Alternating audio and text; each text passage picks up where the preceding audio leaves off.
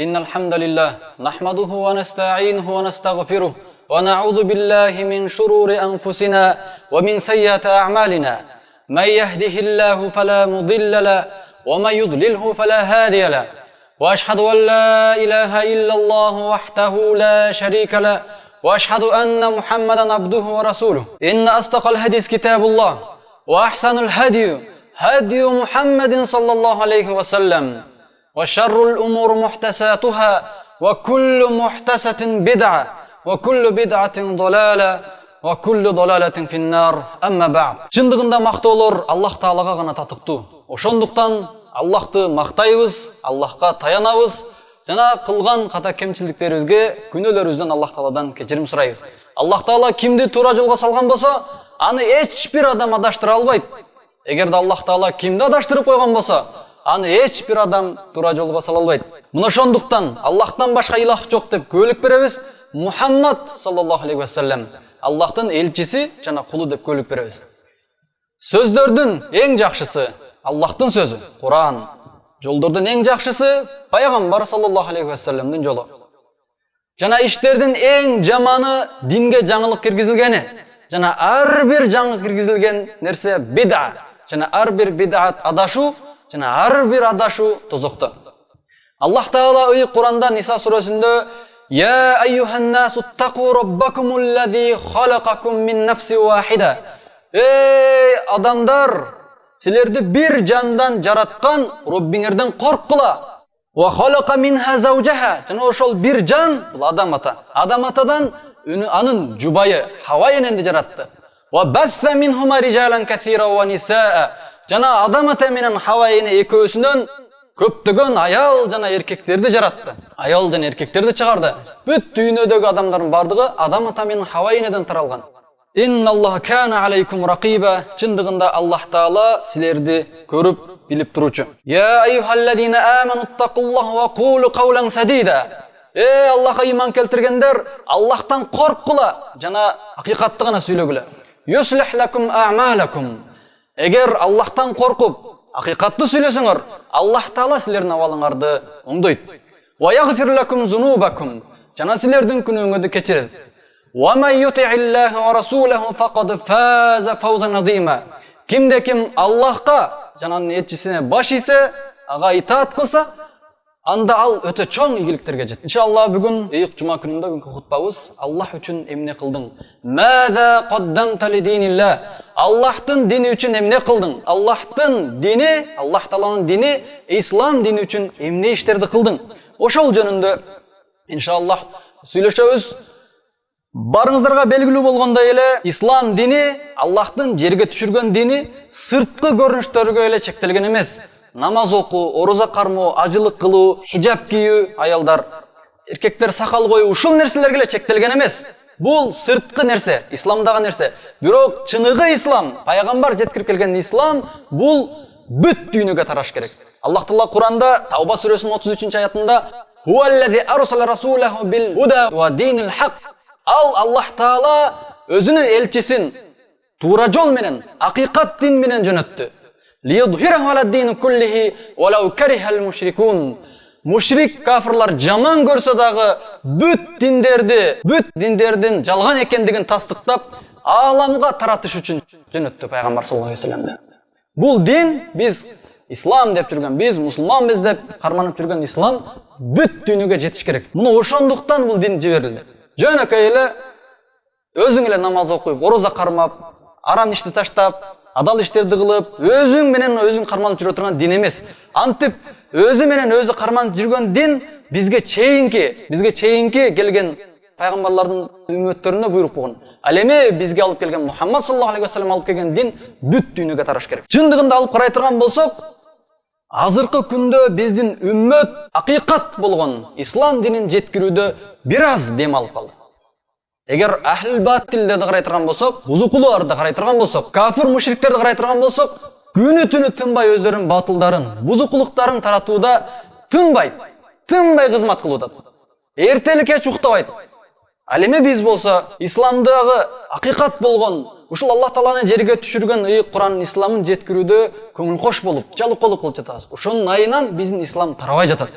Биздин исламды карманган мусулмандардын баркы төмөн болуп жатат. Бунун жекече бир себеби динге кызмат аз болуп жатат. Ошондуктан маза каддамта ли динилла, сен Аллахтын динине сен эмне ишти кылдың? Аллахтын динине канчалык кызмат кыла алдың? Башка батыл элдер жанагы айттык.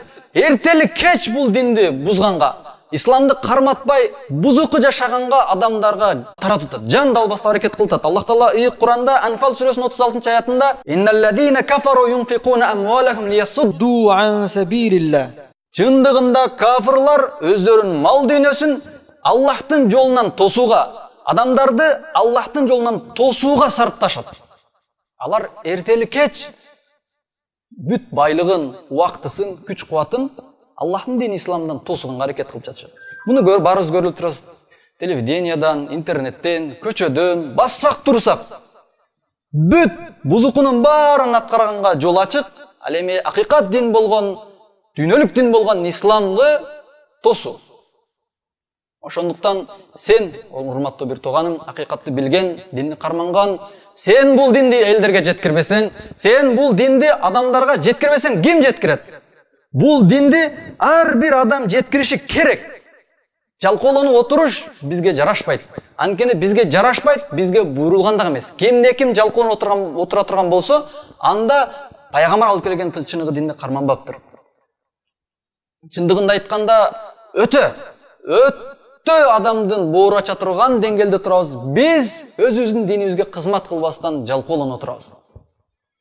Өтө жалкоолонуп отурабыз. Умар радыйаллаху анху айткан: "Мен бузуку адамдардын тынбаганына, бузуку адамдын бузукулугун таратууда тынбаганына жана акыйкат жолдо жүргөндөрдүн жалкоолугуна, көңүл коштугуна аябай таң калам" деген. Акыйкатта ушундай таң кала турган нерсе болот.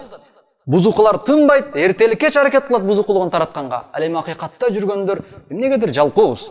Эмнегедир өзүбүздүн акыйкат жолдо экендигибизин билип туруп, же шектенебизби, же кандай өзүбүздүн динибизди башкаларга жеткирүүдөн биз негедир өзүбүздү алсыздыкты сезип жатабыз.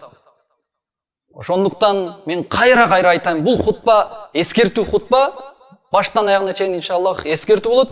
Мен кайра айтам, сен Аллахтын дини болгон ислам үчүн эмне иш кылдың? Бул дин үчүн Адам алейхиссалам бүт өмүрүн берген. 960 жыл жашаса, ошол өмүрүн бүт бардыгын жер жүзүндө жашаганда ушул динге берген. Ушул диндин бизге динди көтөрүшкө, Аллах Тааланын Аллахтан башка илах жок деген Аллахтын өзүнүн буйруктарын өйдөгө көтөрүүдө Адам алейхиссалам бүт өмүрүн сарптаган. Нух алейхиссалам, андан кийин Нух алейхиссалам 950 жыл дават кылды. Эртели кеч инни дауту кауми лайла ва нахара. Мен коомду эртели кеч дават кылдым. Нух алейхиссалам жумушка башкага эртели кеч саардан баштап кечке чейин 950 жыл өзүнүн коомун дават кылган. Бул исламга ушунчалык кызматтар кылган Нух алейхиссалам. Бул ислам динине кызмат кылам деп Ибрахим алейхиссалам отко ыргытылган. Коому кабыл албастан отко ыргыткан. Исмаил алейхиссалам ушул дин үчүн бычактын астында курмандык болуш үчүн жаткан. Юсуф алейхиссалам арзыбаган акчага ушул дин үчүн сатылган. Юсуф алейхиссалам түрмөдө жүргөн ушул динди жеткирүү үчүн. Ал эми Закария пайгамбар коому Закария пайгамбарды ар кандай шылтоолорду айтып, динин кабыл албай, коому яхуттар, еврейлер Закария пайгамбарды ара менен аралап өлтүргөн. Аюб алейхиссалам бул дин үчүн канчалаган кыйынчылыктарды, азаптарды чеккен. Ошондой эле Мухаммад саллаллаху алейхи ва саллям, биздин пайгамбарыбыз Мухаммад саллаллаху алейхи ва саллям түрдүү кыйынчылыктарды көргөн. Мухаммад саллаллаху алейхи ва саллям исламды жеткирүү үчүн, бизге дин жеткирүү үчүн пайгамбар саллаллаху алейхи ва саллямды өз жеринен чыгарган. Пайгамбар саллаллаху жеринен өз жашап турган Маккадан куулган. Пайгамбар саллаллаху алейхи ва саллям динди жеткирүү үчүн пайгамбарыбыздын кыздары талак болгон. Күйөө балдары талак кылып салган. Пайгамбар саллаллаху алейхи ва саллям динди жеткиргендиги үчүн кыздар ажырашып келген. Пайгамбарыбыз ушул динди жеткириш үчүн дин душмандары тарабынан уу ичирилген. Ушул уунун айынан пайгамбар саллаллаху алейхи ва саллям акырында дүйнөдөн кайткан. Ал эми сен Аллахтын дини исламга канчалык кызмат кылдың? Пайгамбар саллаллаху алейхи ва саллям ушул дин үчүн өлгөн. Пайгамбарыбыздан кийинки сахабалар да өлгөн. Андан кийинки табииндер да өлгөн. Андан кийинки да канчалаган алымдар өттү. Ар бирин аты өтпөйлү канчалагандар өмүрүн берип койгон. Ушул динге өмүрүн берген. Ал эми сен канча Канча убактыңды бөлдүң? Канча адамды исламга киргиздиң? Эмнелерди кылдың? Иншалла бүгүнкү хутба 4 бөлүктөн турат. Кыскача 4 бөлүккө бөлгөнбүз. Биринчи бөлүгү исламга кызмат кылуу, Аллахтын динин жеткирүү ар бир мусулмандын, ар бир мен ыймандуумун деп эсептеген адамдын милдети. Экинчи бөлүгү исламга кызмат кылуу мусулмандын жашоосунда эң негизги иш болуш керек. Эң негизги. Ал эми хутбанын 3-чү бөлүгү исламга кызмат кылуудан качып, ар түрдүү шылтоолорду, айламалдарды айткан, булар эки жүздүүлөрдүн, коркоктордун, яхуди еврейлердин аткарган сыпаттарынан, алардын сыпаттарынан. Кимде ким динге кызмат кылбай, ар түрдүү айламалдарды кылып, шылтоолорду айта турган болсо, мына ушул эки жүздүүлөрдүн шылтоосу. Жана эми хутбанын 4-чү бөлүгү, акыркы бөлүгү исламга кызмат кылбай жүргөн адамдар кээ бирки шектер себептүү динге кызмат кылбай жүрөт. Балким алар билбестигинен же болбосо көңүл коштугунан алардын ар биринин шектери жана ошол шектерге шарияттан жооптор иншалла. Хутбанын 1-чи бөлүгү Аллахтын дини исламга, акыйкат дин болгон исламга даават кылуу ар бир мусулмандын мойнундагы милдет. Пайгамбар саллаллаху алейхи ва саллям эң биринчи алган буйруктарынын бири, билесиздер, биринчи пайгамбар саллаллаху алейхи ва саллям пайгамбар болгон, андан кийин элчи. Аллах Таала ыйык Куранда Муддассир сүрөсүндө пайгамбар саллаллаху алейхи ва саллямга "Кум фаангир, я айюхал муддассир, кум фаангир", кийимин оронуп жаткан адам, тур, жана адамдарды эскерткин деген. Пайгамбар саллаллаху алейхи ва саллям Аллах Таала, Аллах субханаху ва таала түздөн түз тургундагы адамдарды эскерткин деп. Пайгамбарга айтылган буйрук ар бир үммөткө тиешелүү. Биздин ар бирибизге тиешелүү. Тургун Аллахтын динине кызмат кыл. Тургун Аллахтын динине кызмат кылгын. Анткени Аллах Таала ыйык Куранда Юсуф сүрөсүнүн 108-чи аятында "Кул хазихи сабили ад'у илаллахи ала басиратин ана ва ман иттабаани" деген. Аяттын мааниси: айткын, бул менин жолум. Мен жана мага ээрчигендер далилдердин негизинде Аллахка чакырабыз деп. Аятта мен далилдердин негизинде Аллахка чакырам деп айткын деп айтат. Мен жана мага ээрчигендер далилдердин негизинде Аллахка чакырабыз дейт. Урматтуу бир туугандар, ушул аяттан билебиз, бул жол биздин жолубуз. Бул жол пайгамбар Мухаммад саллаллаху алейхи ва саллямдын жолу. Жана пайгамбар саллаллаху алейхи ва саллям мен жана мага ээрчигендер далилдердин негизинде чакырабыз деп пайгамбар саллаллаху алейхи ва саллям бизди кошуп атат. Ошондуктан бул даават ар бирибиздин милдетибиз. Ушул исламды, акыйкат динди эң жакшы түшүнгөн билесиздер кимдер? Сахабалар, андан кийинки табииндер жана илим ээлери. Ошол сахабалардан, пайгамбарлардан кийинки эң биринчи, пайгамбардан кийинки жер жүзүнө кадам койгон эң жакшы адам Абу Бакр Сыддык. Эң биринчи исламды кабыл алган күн эле пайгамбар саллаллаху алейхи ва саллям аны даават кылып исламга киргизгенден кийин эле ошол күнү чыгып туруп эле дааваттан башташты. Элдерге ушул исламды жеткирип баштады. Анткени Абу Бакр Сыддык радыйаллаху анху бул милдетти өзү сезген болчу. Бул динди жеткирүү менин милдетим, ар бир мусулман адамдын милдети деп Абу Бакр Сыддык билген болчу. Ошол эле күнү 6 адамды исламга киргизген. 6 адамды бир эле күнү. Абу Бакр Сыддык айткан жок: "Иншалла эми мусулман болдум, эртең же бүрсү күнү дааватты баштайм. Же сезон бүтсүн, бошогондо баштайм. Же болбосо бир шанстар келсин, баштайм" дебей, ошол эле күнү чыгып бартыр даават кылган. Абу Зар радыйаллаху анху өзүнүн коомунан келип, пайгамбар саллаллаху алейхи ва салламга келип жолугуп, исламды кабыл алары менен бул динди жеткирүү керек деп Макка мушриктерине бартып дааватын баштаган. Ал убакта ислам жаң келип аткан учурда мусулмандар өтө алсыз болчу. Макка антип дааватты көтөрө албайт эле. Бирок Абу Зар радыйаллаху анху чыгып туруп, мушриктерге коркпостон даават кылып баштады. Мушриктер топтолушуп, ортого алып, ур токмок алып баштаганда пайгамбар саллаллаху алейхи ва салламдын авасы ал убакта исламга кирелек болчу, Аббас алып калды. Алып койгула, бул сырттан келген адам деп алып калды. Абу Зар радыйаллаху анху пайгамбар саллаллаху алейхи ва исламга кирди, келип даават кылды. Туфайл ибн Амр, билесиздер бул сахаба кандай кылган? Туфайл ибн Амр эң биринчи келип пайгамбар саллаллаху алейхи ва салламга өз коомунан алыстан сапардан келип, чарчап келип бир аз дем алып, эртең саар барам дебестен түп-түз пайгамбар саллаллаху алейхи ва салламга келди. Келип пайгамбар саллаллаху алейхи ва салламга байат кылып исламды кабыл алды. Кабыл алгандан кийин эле айткан сөзү эмне болду? Аллимни каулан ликай ад'у бихи кауми деген. Мага ушундай сөздөрдү үйрөткүн, мен ошол сөздөр менен коомумду даават кылайын деп. Келип исламды кабыл алып туруп эле пайгамбар саллаллаху алейхи вассаламдан сурап атат. Мага үйрөт, мен бар коомду дават кылам депчи. Сахабалар мына ушундай адамдар болгон.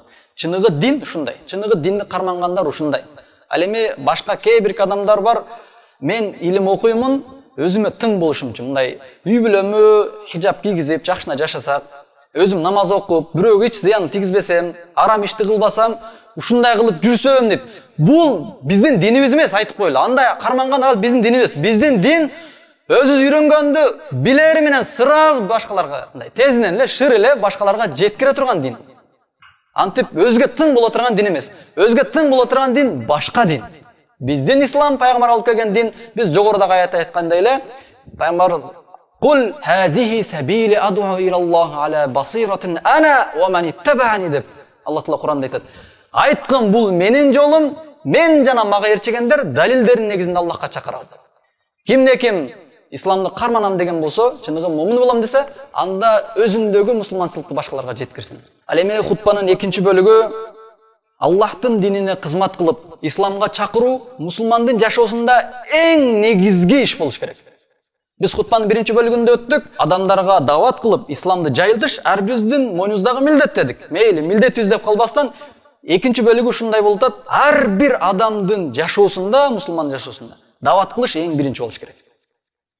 Бирок тилекке каршы адамдарды карай турган болсок, эң биринчи бизнеси, жумушу, андан кийин семьясы, аялы, бала чакасы, андан кийин эс алуу, анан авторитет жогорак койчу. Ушундай болуп кеткен. Эң аягында дин. Ороза маалда динди карманып коебуз. Бир сезон болду иш бүтүп, кыш бекерчиликте дават кылып коет. Же болбосо эртелик кечке саардан кечке иштеп, кечке маал жарым саат дават кылып коет. Эгер өттө дават кылып кеткендер, энергиясы түгөп, чарчап калган ушул маалда. Мындай эмес. Мусулман адамдын жашоосунда эң биринчи кыла турган нерсеси динге кызмат кылыш. Андан кийин жумушу. Ошон сахабалардын бүт баары ушундай болгон. Эгер дымдалып карай турган болсоңуздар, сахабалардын жашоосу, сахабалардын үй бүлөсү болгон. Бирден эмес, экиден, үчтөн, төрттөн семьясы болгон. Бирок алардын эң биринчи кылган нерсеси Аллахтын динине дават кылыш, андан кийин жумушу, башка нерселер кеткен. Адамдар экиге бөлүнөт экен ушул турушта. Биринчилер жалганчылар, эки жүздүүлөр деп атасак да болот экен. Булар мен мусулманмын, исламды карманамын деп туруп, бирок мусулманчылык эң аягында экен. Эң аягында бир той кылганда же өлүк узатканда гана динди карманат, башка маалда карманбайт. Дин жайылышты айтпай эле кой берели. Дин жайылышка келген маалда эч болбой калып бошоп калганда гана дават кылбаса, башка убакта динге кызмат кылууну эң акыркы четке коюп. Биринчиси бизнеси, бала чакка, башка иштери кылып. Ал эми экинчи түрдөгү, экинчи бөлүгү адамдардан чыныгы имандуулар, чыныгы Аллахтын пенделери. Булар эртели кеч Аллахтын динине кызмат кылам деген ушундай өзүндөгү көйгөй менен Аллахтын динине кызмат кылам деген ой менен жашайт. Булар чыныгы мусулмандар деп атасак болот. Муса пайгамбар билесиздер, биз жөнүндө укканда кандай сөздү айткан билесиздерби? Аягында Мухаммад деген пайгамбар келет. Муса алейхиссаламга вахий кылынган. Азыркы яһудилер карманып жүргөн, биз Мусаны гана ээрчибиз, Исаны дагы, Мухаммадты дагы ээрчибиз деп жүргөн яһудилердин дининде, алардын китебинде ушул жазылган болчу. Кийин алар өчүрүп салган. Муса алейхиссаламга билдирген, акыркы эң акыркы үммөттүн пайгамбары келет. Анын үммөттөрү эң акыркы киргенине карабастан эң биринчи бейишке кирет, жана бейиште дагы эң көп болот деген. Бизди бейишке киргендердин арасынан эң көбү деп айткан. Ошондо Муса алейхиссалам айткан: "Менден кийинки келген пайгамбар, бирок үммөттөр ушунчалык көп" деп кайгырган. Ал Муса пайгамбар көрө албастыктан ушул сөздү айтты ойлойсуздарбы? Жок. Муса алейхиссалам: "Мен даватты татыктуу кыла албадым окшойт. Элге даватты жеткире албадым окшойт. Ошондуктан менин үммөтүм азыраак болуп калды" деп кайгырган. Бешке кире тургандардан азыраак болот экен деп ошого кайгырган. Чыныгы имандуу адам ушундай болот. Эртеден кечке дават кылса дагы ойлойт: "Мен татыктуу дават кыла албай калдым окшойт. Аллах Таала кабыл кылсын, бирок мен да азыраак укташым керек, көбүрөөк кыймылдашым керек, жалкоолукту ташташым керек" деп кызмат кылат чыныгы имандуулар. Ал эми анын тетирисиндеги болгон адамдар бир-эки адамды дават кылып коюп, өздөрүнчө авторитет кармайт, элдин арасында өзүн чоң, бирдүү адам сезет, анча-мынча адамдар теңсинбей калышы мүмкүн. Бирок бул чыныгы имандуу деп аталбайт. Чыныгы имандуу Аллах Таала сүйгөн пенделер булар эртели кеч Аллахтын динине кызмат кылса дагы өзүнүн кылган ишин аз санайт. Жакшы жеткиликтүү кыла албадым окшойт деп. Себеби Муса пайгамбар мына ошентип кайгырган. Ар бир адам ушуну сезиш керек. Мен канча дават кылсам дагы жеткиликтүү кыла албай атам деп. Себеби пайгамбар саллаллаху алейхи өз сөзүндө айткан, Сахих Муслимде келген, "Ман ра'a минкум мункаран фалюгайирху бияди." Кимде ким жаман күнөө ишти көргөн болсо, аны колу менен кайтарсын. Фа иллам ястатифа билисани. Эгерде колу менен кайтара алганга кудурети жетпесе, анда тили менен кайтарсын. Фа иллам ястатифа би калби. Эгерде тили менен да кайтара албай калган болсо, анда жүрөгү менен жаман көрсүн. Ва залика ад'афул иман. Мына ушул эң имандын эң төмөн даражасы деген. Ман ра'a. Ким илимдүү адам көрсө дагы, илимсиз адам көрсө дагы, бай адам көрсө дагы, кедей адам көрсө дагы, жаман күнөөнү көрсө кайтарсын колу менен. Колу менен кайтарган кудурети жетпесе, кана тили менен кайтарсын. Ошондо соо болот. Тили менен да кайтара албаса, эч болбосо жүрөгүнөн жаман көрсүн, соо болот. Ошол нерсе буйрулган.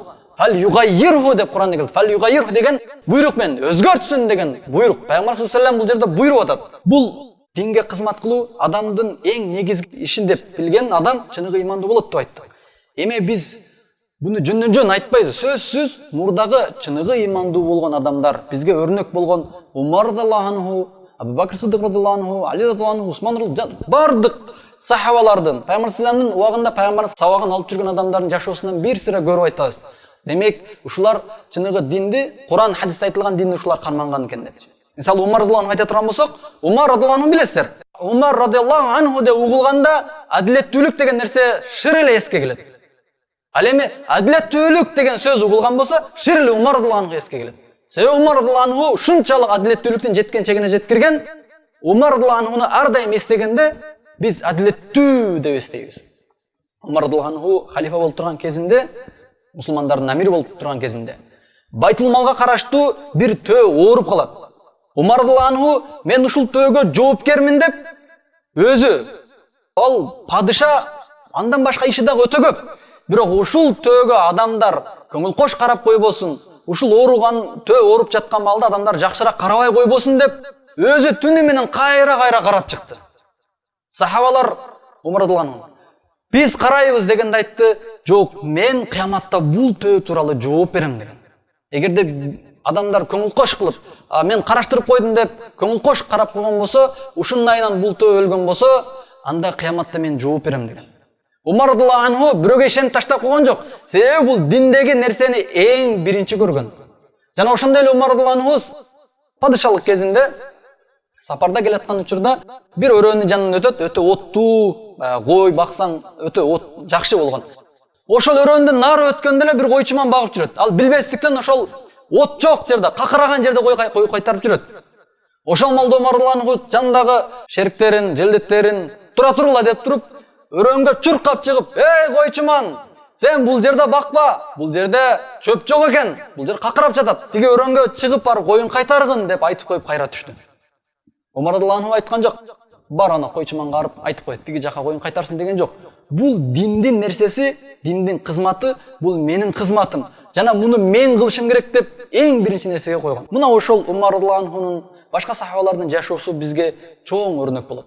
Пайгамбар саллаллаху алейхи вассалам Али радиллаху анху айткан: "Фаллах ла айяхдияллаху бика раджулан вахидан хайру лака мин хумрун наам" деген. Эгерде Аллах Таала сен себептүү бир адамды туура жолго баштап койсо, ал сага кызыл төөдөн жакшыраак деген. Кызыл төөдөн жакшыраак дегени ошол доордогу эң жакшы улоодон жакшыраак деген. Эң жакшы улоо азыр кандай? Мисалы азыр Cadillac, Lexus 470 дагы ошондой улоодон жакшыраак деп айтат. Мисалы максат, сен тиги жерге барып 2 саат иштеп берсең, жумуш кылсаң, сага Cadillac берем, же болсо мына жол тандабас берем деди. Бир жерде айтат, тиги жакка барсаң, элдер адашып жүрөт, 2 саат дават кылып койсоң, балким 1, 2 же 10, 20, 100 адам хаятка келип калышы мүмкүн десе, каяка барат элең? 2 саатта Cadillac иштеп койсоң, давай, баарыбыздын оюбуз бар. Себеби мында улоону ар бир эркек киши жакшы көрөт. Жүрөгүндө бар. баягы чоң, өтө элдин арасында баалуу болуп эсептелген улууну баары жакшы билет. Пайгамбар саллаллаху алейхи вассалам ушундай, пайгамбардын убагында кызыл төө ушундай болгон. Биздегидей чоң жол тандабас машинадай болгон. Ошол төөдөн караганда бир адамдын хидаятка келип калганы жакшыраак деп атат. Ошондуктан урматтуу бир туугандар, балким биз убактыбызды бөлүп, бир күндө 2 саат, 3 саат эле бөлүп койсок, балким эң төмөн деңгээлинде, балким бир күндө көп эле адамдар хидаятка келип калышы мүмкүн. Себеби биздин элибиз ушундай болуп турат, динге чаңкап турат. Биздин элибизге дин ушунчалык керек, айрыкча илимдүүлөрдүн илими аябай керек. Балким биз ойлобошубуз мүмкүн, жөнөкөй эле айтылган сөздөргө жөнөкөй эле биз ойлобошубуз мүмкүн, ушу менен адам хидаятка келип калат деп. Бир хадисти жеткирип калган болсок, балким ошол адам исламга кирип калышы мүмкүн. Исламга кирип туура жол таап калган болсо, анда биз үчүн ийгилик. Ал эми хутбанын 3-чү бөлүгү исламга кызмат кылып, Аллахка дават кылуудан баш тартып, кээ бирки шылтоолорду айткан адамдар, ошондой шылтоолорду айтып, динге кызмат кылуудан качкандар, булар эки жүзүүлүктөрдүн сыпаты. Жалкоолордун сыпаты, яхуди еврейлердин сыпаты. Анткени Макка мушриктери пайгамбар саллаллаху алейхи вассалам эң биринчи исламды алып келген учурда эң биринчи Абу Лахабтын айткан сөзү эмне болгон? Муну биз кармап бербесек, бүткүл бул ислам жайылган болсо, бүткүл арабтар бизге душман болот деген. Бүткүл арабтар душман болот деген. Ал эми мадиналыктар болсо, биз өзүбүздүн бала чакабызды, үй бүлөбүздү кандай коргосок, сен ушундай коргойбуз. Бүткүл арабтар бизге душман болсо дагы биз коргойбуз деген. Айткан сахабалардын арасынан, эгер исламды кармансаңар, Аллах Таала ийгилик берсе жакшы. Антпесе бүткүл арабтар, ажамдар, араб эместер бүт барга, Фарс, Рум бардыгы каршы болот деген. Бүткүл сага каршы болот деген. Бирок ансарлар коркпостон кабыл алган. Ал эми Макка мушриктери биз бул исламды карманган болсок, жалгыз Кудайга чакырган пайгамбарга жан баскан болсок, анда бүт баары бизге душман болот деп коркоктук кылган. Мисалы, дават кылып аткан малда кээ бирки мен дават кылайын десем, экстремист эткен, мен дават кылам сен жалкоо эткен, мен дават кылайын десем, мен аркы сөздөрдү айтат экен деп коркоктук кылгандар, булар ошол эки жүзүүлөрдүн Маккадагы мушриктердин сыфаттары. Ал эми чыныгы мусулмандар андай болбойт. Кыргызстанда эле айтайлы, жылына 500-600дөн ашуун бала медресени бүтүп чыгат. Дават кылдат, бирок эмнегедир өтө аз. Бир сахабанын кылганчалык даваты болбойт. Мусаб ибн Умайрдын кылганчалык болбойт. Мусаб ибн Умайр Мадина шаарын пайгамбар барга чейин бүт барын ислам жеткирип салган. Пайгамбарыбызды бардыгы атасын сагынгандай болуп күтүп алышкан. Бир сахабанын даватын кылбай атат. 500дөн ашын бир эң аз эсептегенде. Маккада Уммул Кура, тиги Касым, Мадина университеттеринен эсептеп келсек, жылына 15, 20, 30, 40ка чейин балдар. Эми Мисирден эсептеп эле 50-60тан бүтүп барат. Бирок негедир дават кылбай атат. Анткени Аллахтын динине чакырууну турусын айтканда коркоктук кылып атат. Бул Макка мушриктеринин сыпаттары. Мисалы мен бир топ береке адамдарга жолугуп, Галуш базарда жүрөт. Неге дават кылбайсың сен? Мен дагы убагына дават кылып жүргөнмүн. Жүрсөм, тиги кызыл чакырат, тигинси чакырат, бирөөлөр эмнесе дейт, бирөө бул жака кошот, анан таштап салдым депчи. Бул таштап сала турган дин эмес, бул ислам жеткире турган. Биз жогоруда айттык, ушунун айынан Ибрахим пайгамбарды отко ыргыткан. Пайгамбар саллаллаху алейхи вассалам ушул дин аркылуу динди жеткирем деп өлгөн. Ушул дин аркылуу пайгамбар саллаллаху алейхи вассалам өз жеринен чыккан. Жана дагы Аллах Таала ыйык Куранда Ахзаб сүрөсүнүн 13-аятында мына ушундай Аллахтын динине кызмат кылуудан качкандар эки жүзүүлөрдүн сыпаты экендигин Аллах Таала ыйык Куранда Ахзаб сүрөсүнүн 13-аятында айтат. Инна буютана аура. Хандакта турган маалда пайгамбар саллаллаху жардам берүүдөн качып, мындай айламалдарды айтышкан да, шылтоолор айтышкан. Биздин үйүбүз инна буютана аура. Биздин үйүбүз ачык калды, коргоосуз калды. Ва ма хия би аура. Ал чындыгында ал үйү ачык калган эмес эле. Юридуна илля фирара. Алардын каалоолору ал качуу гана болгон. Динге кызмат кылуудан качуу гана болгон. Эки жүзүүлөр чындыгында ошентишкен. Биздин үйүбүз ачык калды, алар коргоосуз калды, бул жерде турсак болбойт, бизге уруксат бер деп бир-бирден топтолушуп жооп сурап кете берди. Пайгамбар саллаллаху алар эки жүзүүлөрдү жооп берген. Кеткен ошолорчу. Алардын бир тобучу. Мына ушундай ким Аллахтын динине кызмат кылуудан качкан болсо, бул эки жүзүүлүктөрдүн сыпаты. Ал эми хутбанын 4-бөлүгү, акыркы бөлүгү Кээ бирки мусулман бир туугандарыбыз динге кызмат кылуудан качып жүрөт. Жогоруда айткандай эле канчалаган илимдүү байкелерибиз бар. Эмелерди карапайым элди айтпай эле турайлы. Бирок ол деген сөз карапайым элге дин менети милдеттүү эмес. Ар бир адамга, бузуку жүргөн адамга дагы динди жеткириш, өз акыйкатта эмес болсо дагы мендей болбогула деп жеткиришке милдеттүү. Кээ бирки адамдар ушундай күмөндөр бар. Мен динге кызмат кылбай эле кое берейин, менден башкалар да кылат деген күмөндөр бар. Аларды бир-бирден айтабыз. Биринчиси, мен кылбасам деле башкалар кыла берет эми. Бир эле мен дават кылбай койсом, ислам дини тарабай калабы эми деген ойлор бар. Сен дават кыл.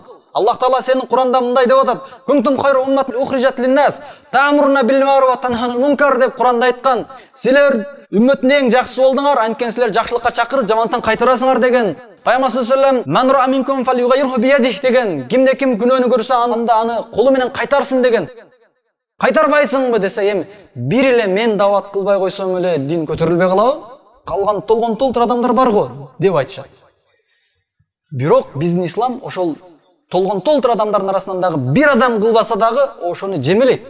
Билесиздер, Табук казатында 10 миңдей аскерлердин арасынан 3 адам барбай калган, билесиздерби?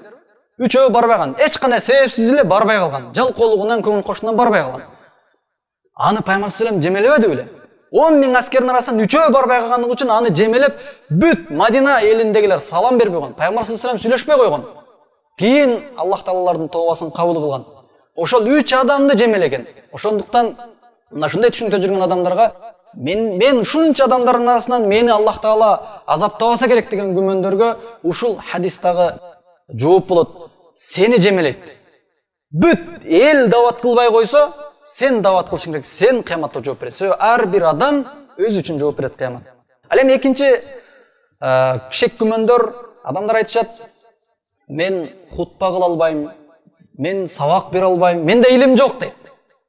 Менен бир карапайым болсом, кантип дават кылам деп, ошондуктан даватты кылбай жүрөт. Элдерди акыйкатка чыгарбайт. Урматтуу бир тууганым, Аллахтын динине кызмат кылуу ушул эки нерсеге чектелген эмес, хутба кылып, сабак бергенге.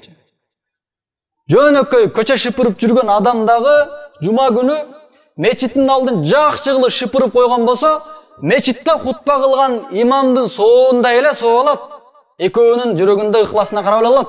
Ал дагы динге кызмат кылыш болду, убактысын бөлдү. Ал хутба кылган алым дагы убактысын бөлдү, хутба кылды. Ал ойлобош, мен илим жок болсо эле дават кыла албайм деп. Бирөөлөр мал дүйнөсү менен динге кызмат кылат. Мисалы, илимдүүлөрдү иштетип атат, же болсо мечиттерди, медреселерди салып койтат. Бирөөлөр акчасы да жок, өзүнүн денеси менен, күч кубаты менен дават кылып койтат.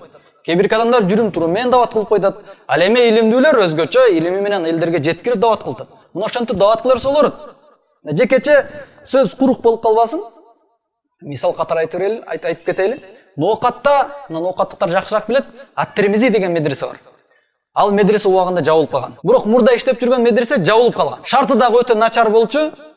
Биз дагы 2 ай окуп көргөнбүз ал жерде. Саардан кечке 1гө чыгат эле. Таң аткача уйку жок болчу. Ушундай шарты начар болчу. Куран жаттап 2 ай жүрүп кайра келе бергенбиз. Ушундай шарты начар болуп, ал медресе жабылган. Медресенин жабылган себеби ал жердеги сабак берген мугалимдер мага да тирилик керек, жашоо керек, бала чака бар, үй салышым керек деп Россиялап талалап иштеп кеткен. Ошондо эл чогулуп келип, койгула. Ушул жерден илимдүү алымдарды чыгарайлы деп эл чогулуп медресенин мүдүрүн жиберген. Россияга барып, ар бир мугалимге жолугуп чыккан. Сен канча айлык аласың? 15 000 рубль. Бас, сен медресе сабак бер, ошол айлык мен берем. Сен канча айлык аласың? Мынча рубль. Жүр басты. Бүт барын чогулуп келген. Азыркы күнү билесиздерби, ал медресени көргөн адам көзү суктанат. 5 этаждуу имаратты салган, жылына 100дөн ашык балдар илим алып чыгат. Курандарын бекем кылып жаттап, араб тилин үйрөнүп, шарият китептерин окуп чыгат. Муну ошол медресенин иштеп кетишине илимдүү алымдардын себепчи болгон жок. Ошол илимдүү алымдарды себеп иштеткен жөн эле карапайым эл болгон топтолупчу. Канчалаган адамдар акча эмес, авторитети менен деле, мисалы, кээ бирки медреселерде болбогон нерсе менен жабып атса, ачып кое бергиле, нормально эле деп ачып койгон адамдар болгон. Акча эмес, жөн эле авторитети менен.